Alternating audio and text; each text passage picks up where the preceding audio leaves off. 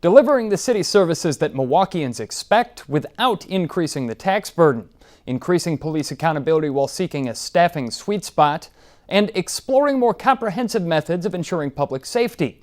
These are the recurring themes that we've heard since Milwaukee Mayor Tom Barrett presented his proposed budget for 2016, setting up a 6-week review and amendment process with the Common Council.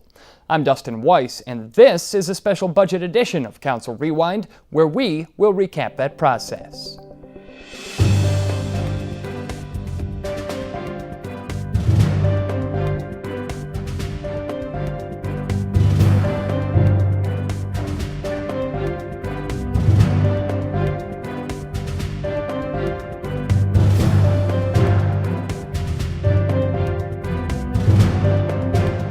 Depending on whom you ask, it's a sign of great restraint and responsibility on the part of council members, or the incredibly tight fiscal limitations the city faces. But either way, every one of the 17 amendments they made to the mayor's budget paid for itself by cutting funds from other areas of the spending plan. The net result, the same level of spending proposed by the mayor, a $1.5 billion budget, $257 million of which is paid for through the tax levy.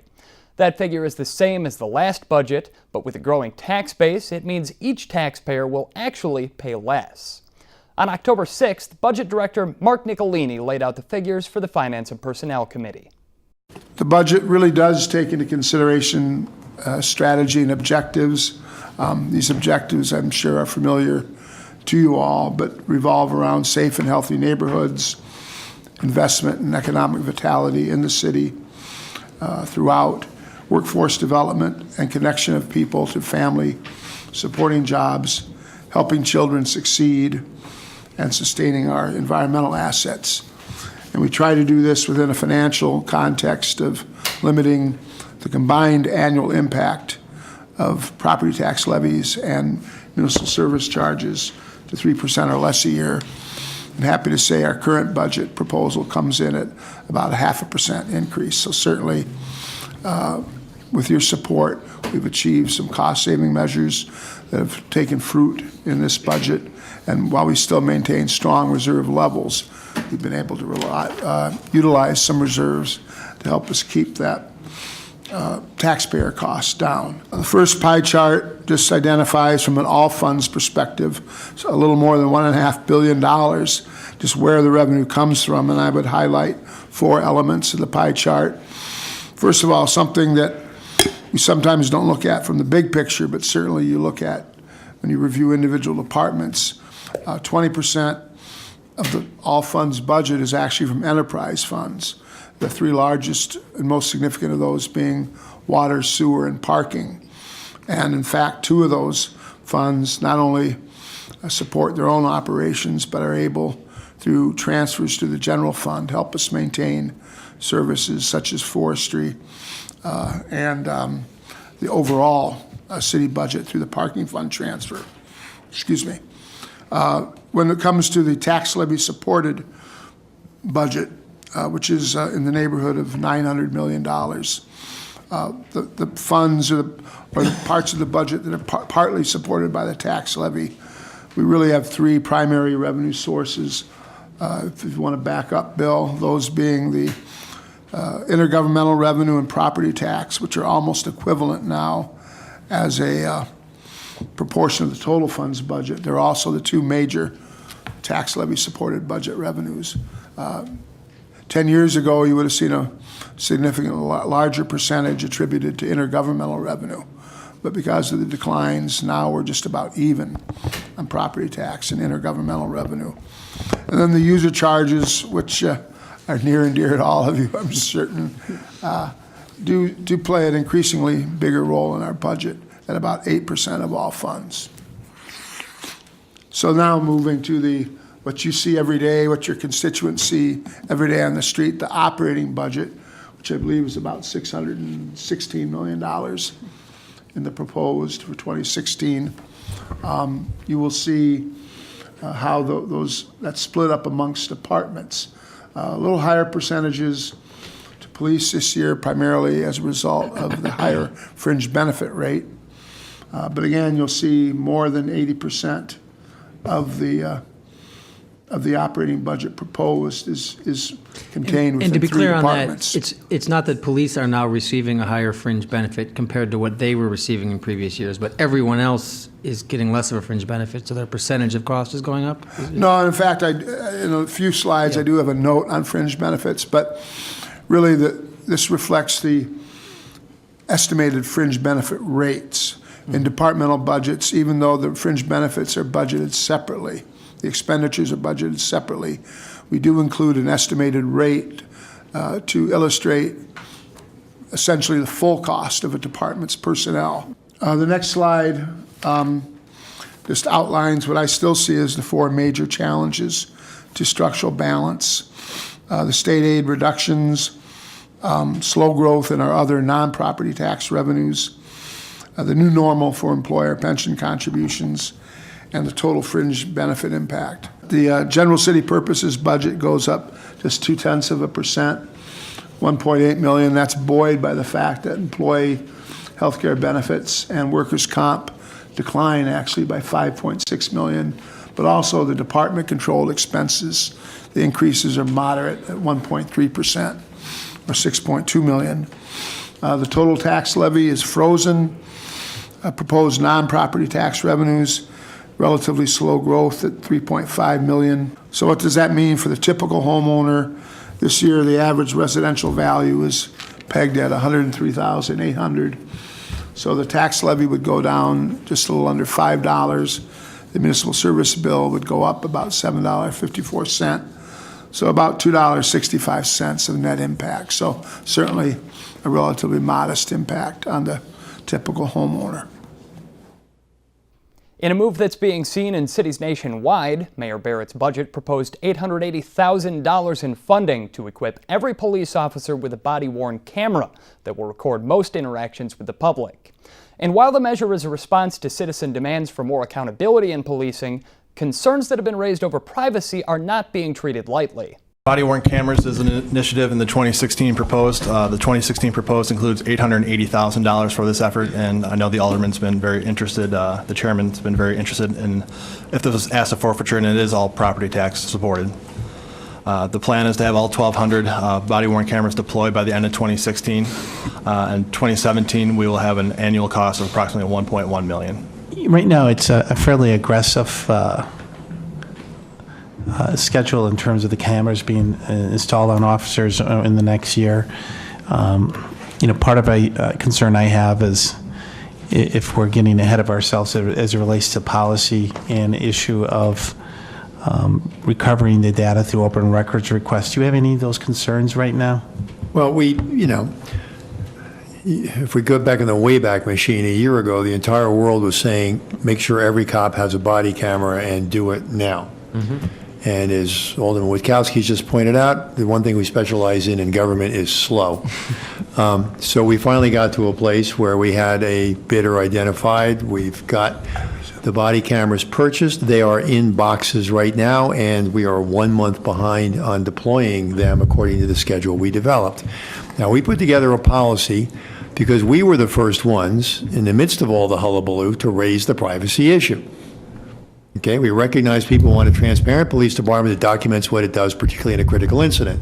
We also recognize we intervene in the most intimate moments in people's lives. And that theoretically, although the law isn't solid yet, it probably leans this way, certainly in Wisconsin, all of it's conceivably a public record.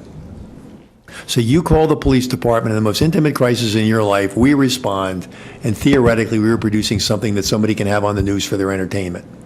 All right? So we're concerned about that. We're also concerned about the fact that when we are recording incidents, there are incidents that we should be able to trust and to judge the discretion of an officer when to turn it off. Okay? I'm talking to a 4-year-old that's just been molested. Should I record that? Okay? I'm talking to a woman who just claims she's been raped and she's disheveled and her clothes are a mess. Should I record that? And we're saying, based on our analysis of the ACLU's initial body camera policy, their model policy, the model policy developed by the Police Executive Research Forum, the model policy developed by the International Association of Chiefs of Police, and a survey of policies of departments that were early implementers. We created a policy that we think embeds the best of both of those things. I think we're now coming up on our third or fourth Fire and Police Commission hearing about this. My feeling is we can't let the perfect be the enemy of the good. All right, all policies are open to change based on experience. And I'm hopeful that this next Thursday we can get a policy approved so we can begin what we thought was a methodical implementation process. Yes, I agree with you, Mr. President, it is an aggressive implementation schedule, but we believed building in the training components, each group goes out there and then the new group comes in for training, would allow us to integrate this into our operations in a sensible manner. We live, sadly, it appears to me, already in a surveillance state, except the people that are surveilling us are the fellow citizens. All right? I've had officers get involved in critical incidents which everybody pulled out a cell phone hoping to catch the cop bad. Nobody's helping them. Everybody's filming from their angle. And I can tell you a lawful use of force is just as ugly as an unlawful use of force. Fights are ugly. Okay? And so from our point of view, having the officer being able to say this, from his perspective, this is what I saw and did. From the moment I got out of the car and saw the combative drunk until the moment when he took a swing at me and I had to put him on the ground and decentralize him. This is what happened. Now, somebody can come along opportunistically, turn their cell phone on and off whenever they want to make the worst possible case so they can be a YouTube hero. And so, ironically, in some ways, validating every single thing you said, Alderman, we now are kind of on the defensive, all right? We kind of now are in a position of having to document these potentially critical interactions because lots of other people want to do it who have their own agendas. Our agenda, hopefully, is just getting to the truth and producing a nonstop document of a police encounter. And, everybody that's implemented these so far has seen citizen complaints go down for two reasons. Number one, both of them are going to moderate the behavior, the citizen and the cop. That's going to be a variable. All right, it's going to lower the testosterone a little bit when everybody knows they're being recorded. Second thing is people aren't going to lie. Because, well, he called me what? Where? Okay? And that happened. We first learned that with the in-car cameras. They had a dramatic impact on citizen complaints in terms of validating them or not validating them. Most of the time, they didn't validate them. This will affect that as well. And they also have an impact on uses of force because, once again, our recording affects how people behave. All right? So it troubles me to say this in a way because I hate to live in a world where we're all going to be recording each other going about our business. All right? I think in the world as we find it right now, there are probably more advantages than disadvantages to deploying them, but we need to be thoughtful about it. We need to be open to amending our policy, and we need to adjust our policies to the practice that develops here as well as elsewhere, the lessons learned. Over the course of 6 weeks, the Finance and Personnel Committee picked its way through the budget, department by department, and proposed 14 amendments to it. Then, on November 3rd, the full Common Council faced the task of reviewing and approving those amendments. Nowadays, libraries play an increasingly important role in city neighborhoods, beyond just as repositories for books. Now seen as access points for the less fortunate to hunt for jobs, connect with services, and get an education, increasing hours means increasing the opportunity to combat poverty. With this in mind, one amendment proposed reinstating hours at certain library branches that were cut years ago as a cost-saving measure. Thank you, Mr. President. I was the lead sponsor on this amendment in committee where it passed 4-1, and I have a substitute here, 19D, which I'd like to offer now, which is co-sponsored by the one no vote in committee. And the one no vote in committee wanted the library hours, as I think we all do. I think it's been too long where half of our neighborhood libraries have been closed on either Friday or Saturday. So 6 of the 12 branches would be affected. Atkinson, Capitol, and Forest Home, which will soon be the Mitchell Street Library, have been closed on Fridays. And King, Mill Road, and Tippecanoe have been closed on Saturdays. The Tippecanoe Saturday closure is particularly poignant in that in a few short weeks we'll be having a grand opening on a Saturday at Tippecanoe, And if this amendment doesn't pass, that'll be the only Saturday it's open for the next year. So I think everybody sees a real need here and a gap in our city services on the library side, and we're making incredible investments on the capital side at Villard East and Mitchell, and now at the Mill Road location.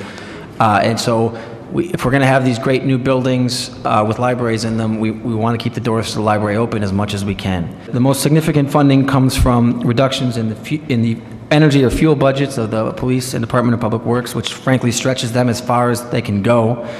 And then there's still a little bit of a gap, and that is funded with some revenue through the Milwaukee Area Domestic Animal Control, where it turns out we had slightly overestimated that transfer, and that provides a little bit of the money. And then the last $12,000 comes from the library itself, which is something I did not want to do, but it was the only way to get the libraries open was to take $12,000 out of the material budget for the library. I'm glad to hear us starting to use the libraries for the function of libraries instead of just as showpieces, because we got some outstanding, beautiful libraries in the city of Milwaukee that people can ride by on the weekend and look at. We need them to be open. All of this is tied into some conversation about the police and crime, etc. It's my strong belief that literacy ties into police and crime and those type of things. So if we're going to be serious about police and crime, it's probably best that we have a literate society. And if we're going to have a literate society, libraries have to be in the forefront of that. The amendment passed on a 15-0 vote. Now entering its third year, the city's high-impact paving program offers a quick fix to rough roads by resurfacing them over the course of just a couple days. And while it's no substitute for a drawn-out reconstruction, it can lengthen the life of a heavily used road by up to 10 years. And it's proven exceedingly popular. So popular, in fact, that a proposed amendment to the 2016 budget sought to pilot a similar program for residential side streets.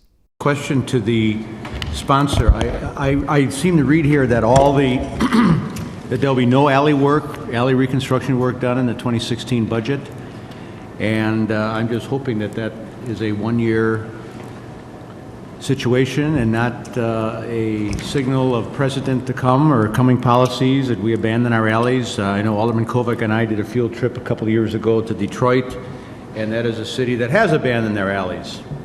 And they're overgrown with brush and debris and are currently impassable and unused.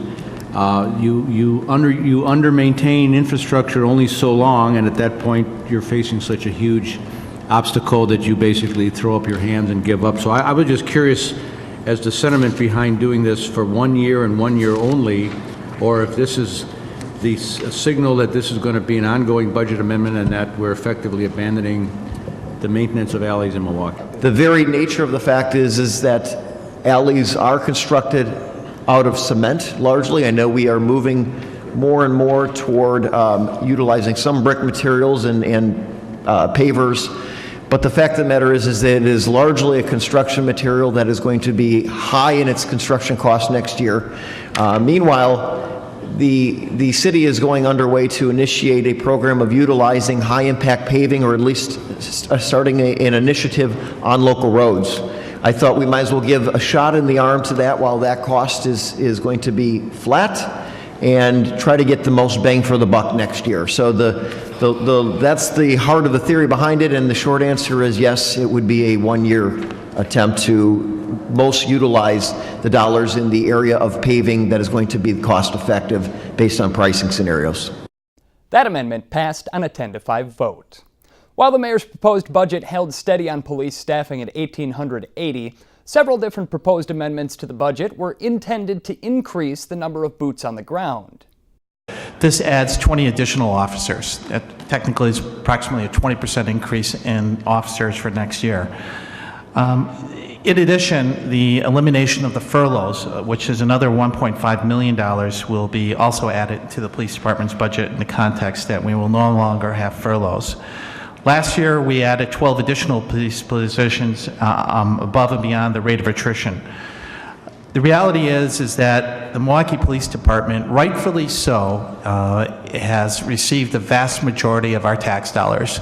Currently, right now, the Milwaukee Police Department is $277 million. That represents 43% of our operating budget in the city of Milwaukee.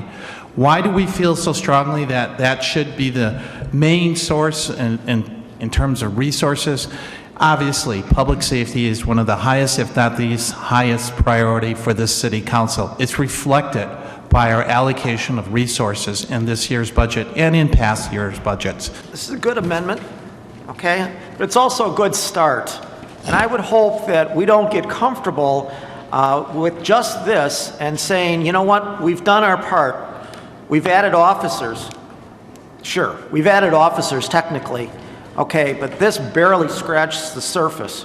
Just from retirements or people having to go on disability, you're basically just treading water. And I would hope as the meeting continues on where there are opportunities to increase that number, that we give that considerable thought. But please don't use this amendment as your ticket, if you will, of saying I brought on officers, I added officers. Yes, you did, okay? But it really didn't make that much of a difference. The difference makers are coming later in this meeting. We also recognize that violence prevention is also going to be fought by looking at youth violence in our community. I mean, it was very, very shocking to read in this morning's paper that 2 officers on bike patrol doing their job, patrolling the south side of Milwaukee, come across a stolen vehicle, and teenagers with weapons respond by firing at our officers. His preliminary reports, as I understand it. These are scary times, and the officers, according to the report, responded in kind. We recognize, though, that youth violence, if we can prevent individuals in taking a career crime, saves a lot of people's lives also. So recognizing there are a lot of good kids in our community that need some direction and need some help. So for example, in this year's budget, the mayor adds 2 violence prevention positions. In addition to increasing library hours, we've also increased a position to deal with the opiate and heroin addiction. We've increased money to allow for a better scrutiny and increasing the number of job opportunities for all the construction projects that's forthcoming to our community. We've had good debate about providing additional resources in our playgrounds in our community. I'm very appreciative of the fact that I've received complete support from this council in allocating additional money through private resources for 12 playgrounds in the city through the MKA Play Initiative. I'm glad that everybody sees that law enforcement and public safety is a concern, but it's also, I think that most folks understand that the people who are under department have been working without a contract for the last 3 years. And so if we're really serious about the fiscal condition of the city of Milwaukee, obligating more staff to the city of Milwaukee's budget now with a 3-year backlog in contract negotiations and also back pay, possible back pay, that is a serious concern that we need to make sure we take care of in the near future. Fundamentally, I just disagree that we move forward without settling these contracts, not only with the police, but with the fire and the MPSO. So yes, these additional officers eventually, in the not too distant future, will cost an additional $1.35 million to this budget, but it's a wise investment. Yes, we have a high per capita of officers per 100,000 population compared to other cities in this country, but we rightfully feel that that's a high priority. So I'd ask you to consider supporting this amendment. It does it in a balanced, responsible way in which we recognize our budget priorities. We also recognize that law enforcement is a key component in our safety in our community. On a vote of 14-1, the council added 20 officers to the budget, but attempts to add more failed. However, there were also efforts to make police services more efficient. Last year's budget created a community service officer program, training 10 civilians to respond to lower priority police calls and freeing up sworn officers to handle more pressing matters. An amendment on the agenda for this year's budget proposed adding 7 more of these positions. What I think that we need to realize is that in the police department, we have a need for sworn officers, but there are many functions in which those sworn officers go out in the community where things like responding to low priority calls if somebody's vehicle was burglarized, a very look at things like our community service, our community liaison officers and the role that they play with community groups. There are many areas where we have functions that could be handled by something less than a sworn law enforcement officer. I think that there's importance for us to find a way to utilize non-sworn officers. This has expanded in numerous communities across the country. We now have over 200, I believe, cities in the country that offer these type of officers, and it continues to expand. There's a role for that. I think that having an additional class of 7 adds to the 20 sworn officers that we have heretofore approved, and that we will have 27 additional staff that will be working on behalf of the community in the police department. Lastly, I think that it does provide us an opportunity to increase measures of diversity in the department, and it does so at a time where even I raise the issue of structural deficits and the need of being prudent fiscally and financially. The amendment passed with 13 votes in favor. And as the old saying goes, an ounce of prevention is worth a pound of cure. The city's Safe Zones program takes members of disadvantaged communities and trains them to mediate the conflicts that can otherwise erupt in violence. One proposed amendment set aside $75 grand to fund the initiative as it heads into its second year. And it's a small investment to try to get folks that are actually living in communities actually engaged in community organizing in a way that has a major impact. So with the effort to try to continue those efforts in the city, to continue this cure violence model that many of you have probably heard in Chicago, there has been some in New York, in a number of major cities across the country. Some have been extremely successful, and some have had, some challenges with making those organizations work. We have been able to learn a lot from those efforts in other cities, and also with doing a proof of concept right here in the city in one of the neighborhoods that I represent. To address the issues of public safety that we all are challenged to find solutions for. There is no one solution. It has to be a multi-pronged, multi-level approach. And I see Safe Zones as just one of those ways that we could have, feet on the ground in some of the most impacted areas to help to change some outcomes. Sometimes we get bullheaded and play outside the boundaries and really take a look at what the initiatives are and whether it's one person's ideal or not. Let's take a look at the issue. And the issue here is Milwaukee is becoming a lot more violent than we're used to. And sometimes we do have to think outside of the box, and we have to actually put together unlikely coalitions. We can't push aside these guys that are out here on the street that some may consider thugs, but actually have a relationship with the community. The Safe Zone funding was set aside with the support of every member of the Common Council. With 17 amendments to next year's budget, all of them revenue neutral, the end product is a $1.55 billion budget with a tax levy of $257 million. And the owner of a median value Milwaukee home worth $104,000 will pay $13 less in 2016 city taxes. So for the City Channel and Council Rewind, I'm Dustin Weiss.